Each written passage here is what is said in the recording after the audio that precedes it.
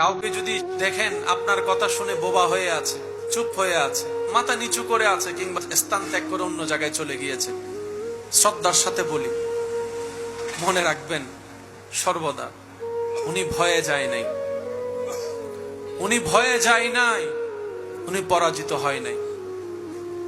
উনি নীরব হয়ে সাইড কেটে চলে গিয়েছেন কিংবা মাথা নিচু করে চুপ করে আছেন। উনি চাচ্ছেন আপনি মনে কষ্ট পান। না হয় জবান ওনারও আছে, মুখ ওনারও আছে, যে কথা যে লেভেল আপনি বলেছেন সেই শব্দের ডিকশনারি হয়তো আপনার চাইতে ভারী ওনারও আছে, কিন্তু উনি চাচ্ছে না ওনার মুখের সে তলোয়ারের আঘাতটা আপনার হৃদয়কে ক্ষত বিক্ষত করুক, সবার সামনে আপনার ইজ্জত কমে যাক, আপনি অপমানিত হন। চাচ্ছে না বলেই চুপ করে আছে, উনি চাচ্ছে না বলেই নীরব হয়ে আছে। আর এইদিকে উনি ধৈর্য ধরে নীরব হয়ে আছে, ওদিকে ওনার পক্ষ থেকে আল্লাহ ফেরেশতা দিয়ে উত্তর দেয়া হবে। সুবহানাল্লাহ।